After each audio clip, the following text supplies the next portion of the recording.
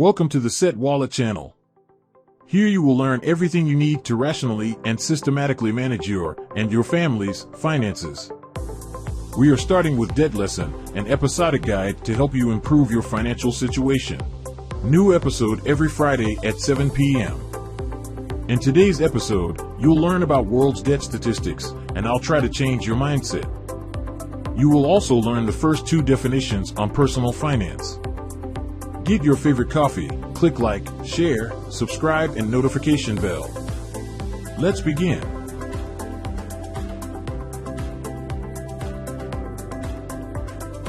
In Britain, the 1,000 richest people own more wealth than the poorest 40% of the population.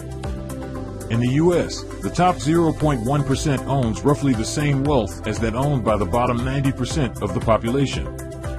Today, U.S. national debt to GDP has surpassed 1945 levels and is still rising. The average U.S. household debt is already over $155,000 and still rising. The problem for Americans is also that they have an increasing number of credit cards. About 191 million American adults have at least one credit card. More than half of all Americans have at least 2 cards, and 13% have at least 5 cards. The average U.S. credit card revolving debt is around $7,000. Americans borrow an average of $40,851 for new vehicles and $26,420 for used vehicles. The average student loan is $97,050 per student. About half of Americans do not have any retirement savings. There is also a very high level of debt in Europe, especially in the countries of the South: Italy, Greece, Spain, or Portugal.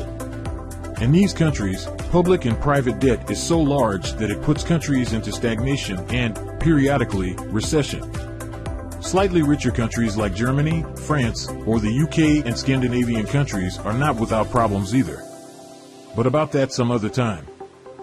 And this is how the top 8 countries with the largest debt look like. It's worth noting that the study is from 2020, so now, especially after the pandemic, it's only getting worse. I hope that after this brief overview I have convinced you that as a Western world we are drowning in debt. Of course, external financing can accelerate development. Probably Western countries would not be as developed as they are if it were not for credit. On the other hand, at the present time, especially given the coming great geopolitical and economic changes, an excessive credit burden can put us at a great disadvantage. In addition, we have many other serious problems related to demographics, climate change, global political tensions, exploitation of one people by another, and many others. Someone will have to bear the consequences. By postponing them, old problems will grow and new ones will arise. Think it through. All kinds of liabilities, loans, credits, bonds, credit cards, credit limits, student loans, personal loans, and others, from now on I will abbreviate as debt. What is the definition of debt? Debt is an obligation of a debtor based on the obligation to provide a benefit, that is, to cover an obligation to a creditor. The obligation can be financial, in kind, or whatever the parties to the contract have agreed upon. Everyone is in debt: governments, local governments, companies ranging from small to large global corporations, and individuals. If we check how many loans have already been issued around the world and how much the total indebtedness of borrowers is now, we will understand that these are absurd values and that some borrowers will never repay their obligations. The banking system is being battered by many diseases. The main one is the ability to create money. Banks, thanks to their monopoly on creating money almost out of thin air, are draining us of money, time, peace of mind, and future. The more loans we take out, the more we need new ones. To take out new loans is to increase the scale of the problem and postpone it. In this system, crises are not only inevitable, they are also intentional. Each successive crisis is an opportunity to seize the assets of those who have gone bankrupt for nothing. The transfer of wealth from the middle class to the upper class causes representatives of the middle class, they move to a poorer class. Without the middle class, democracy cannot exist, and it was the middle class with freedom and property that created the power of America, causing the stratification of society into the extremely rich and those who, despite their work, cannot even afford to rent an apartment and live in a car. Those who profit from such a situation put their money in the financial markets, making them even more inflationary.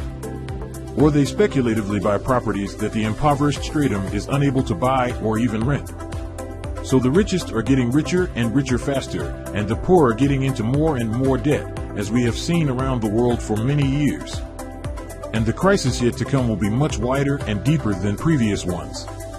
It could shake the stability not only of millions of people, but also of countries. Turning point. Personal finance is based on your mindset. If someone knows how to handle money, sooner or later he will have a lot of money.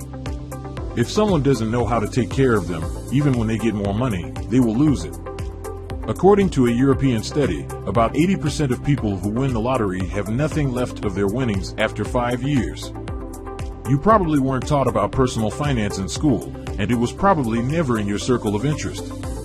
Let me try to help you. Get ready for change.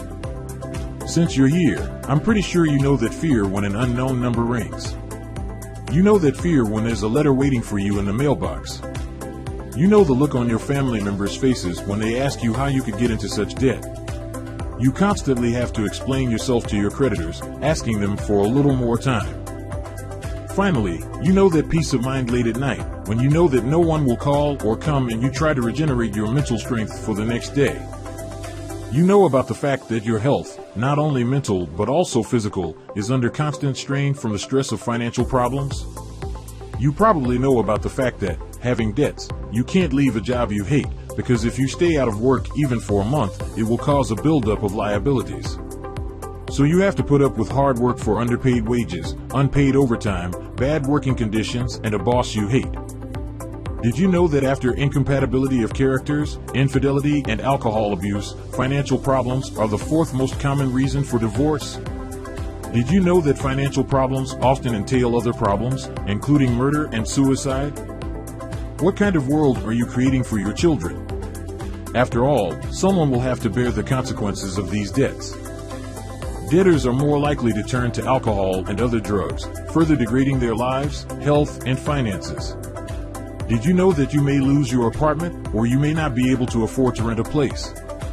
What will happen later, when you are thrown out on the street? How long will your wife and children put up with it? How long will your family, your friends help you? If you don't want to take care of your finances and find out exactly what situation you are in, remember, it won't get better if you don't take care of it. And unopened letters with calls for payment will not magically disappear. It will not become better if you continue to incur new debts. So from today on, don't take out new loans, because they will take you to the bottom. The cost of loans is what you give back to the bank in exchange for borrowing capital for a while. Rethink whether it's worth your work, time, and sacrifice just to buy yourself something sooner. Therefore, I ask you, destroy your credit cards. If you necessarily need a credit card for some reason, leave only one and pay it off regularly so that no debt builds up on it. As long as your financial situation has broken down, as long it will be fixed. Be prepared for a long, monotonous, exhausting march. I have already gone through this march. I will help you, guide you, and believe me, it is worth it. Don't expect a miracle or winning the lottery. Don't make provisions to never again or forever. You will quickly get discouraged and go back to the starting point. You need to get used to the idea that you will now live more modestly. The only method that makes sense is the baby step method. Decision is your first step. Don't incur new debts, that's step 2. The third, destroy your credit cards. You will learn about the next one soon. Now you cannot be called a free man. I wasn't a free man either, so I decided to change that. I hope you will do the same. That's what I'm provoking you for. This is your turning point. If we're talking about unfree people, you're not that far from it, right? You basically work for paying for food, housing, transportation, and possibly some small pleasures. Stop complaining. These are your debts and you will pay them. You need to take responsibility for them without looking at others. But don't worry, I will help you. I can't promise you an easy and quick way out of financial problems that have been accumulating for a long time. But from now on, from deciding that you want to fight for a better future for you and your family, your situation will improve step by step. From now on, don't complain that others have more, better, faster. Don't compare yourself with anyone. From now on, compare yourself only with yourself. Next week, try to be a little better than now, next week a little more. Step by step, slowly. In all the episodes you will get the knowledge that you will have to consistently implement in your life and that of your family. It won't be easy, be prepared to go a long way. Think through what your main motivation for fighting debt is, and save it as wallpaper on your phone. Also write down what 5 effects you would like to achieve after repayment. Example, 1. Better relationship with your wife and children. 2. More time for family. 3. Less stress. 4. Healthier body. 5. Quit smoking cigarettes. Also write how you will reward yourself after paying off all your obligations. It can't be anything trivial. Persuade your partner to start this battle. It's easier for 2. It's worth it. Maybe you don't have debts or any big obligations, living from month to month, slowly paying off your mortgage. Sometimes you can afford smaller or bigger pleasures. And you don't feel that you have financial problems. But realize that if you don't have a financial pillow set aside for a minimum of 3 to 6 months, you can very quickly find yourself in financial trouble. Imagine living in an apartment or house that belongs to you, not to the bank, with the prospect of repayment decades from now. Imagine having your car in your garage and no longer having to make lease payments. Imagine how your health improves when you don't have so much stress. Imagine how the atmosphere between you, your partner, and your children will clear up. You will be able to spend more time with them. You'll be able to change to a job you like because you have a safety pillow set aside. You will be able to work longer, but it will no longer be a compulsion. There are many more positive sides after paying off your debts, but you will find out about them yourself. I hope I have encouraged you to get involved in working on your finances. Conclusion. Many Western countries are drowning in debt, and this does not bode well for the future. Right now, since you are interested in this channel, you are probably not in the best financial situation. When you are motivated to work hard on your finances, there is a chance that you will get out of a difficult situation. In the banking system we have, the poor get poorer and the rich get richer. Net worth is an objective assessment of your current situation. From now on, forget about credit cards and high-interest loans. If product is free, you are the product. Nothing is free. Let's now move on to Personal Finance Glossary. Today you will learn the first 2 terms in personal finance, simple interest and compound interest. Simple interest is a simpler method of calculating interest.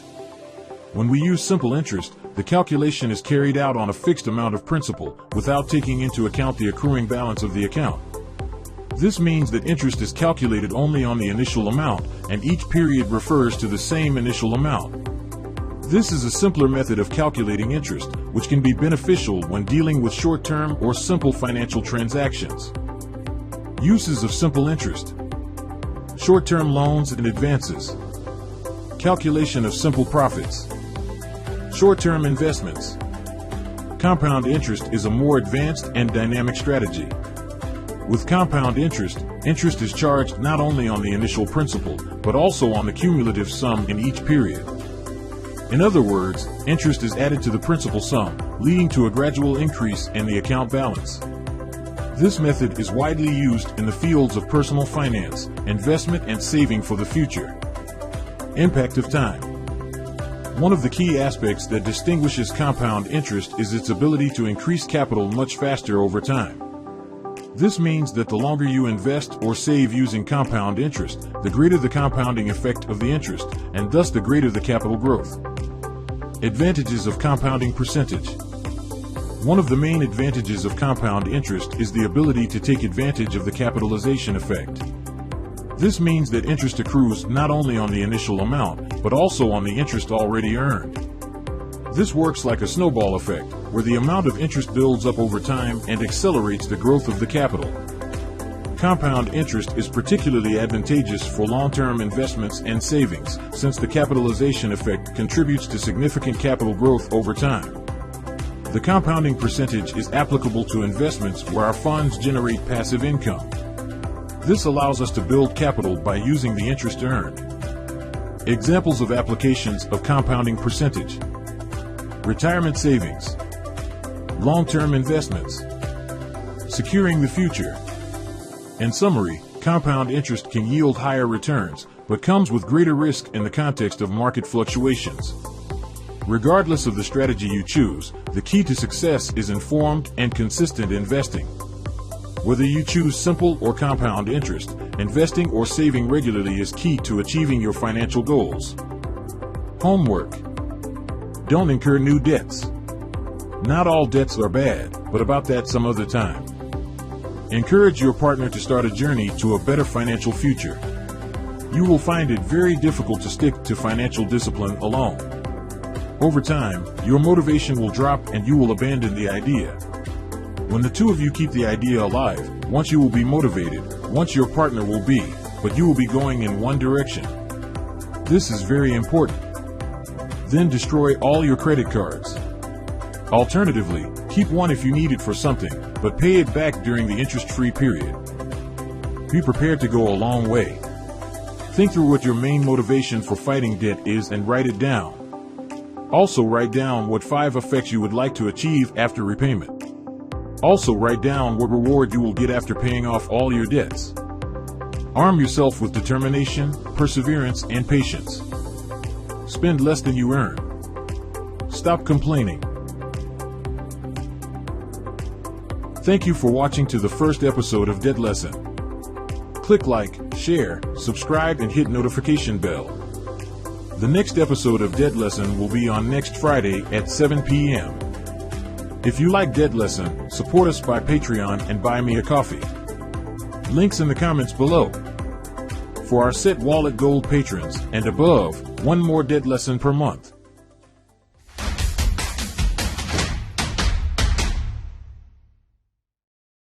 Set your wallet, set your life.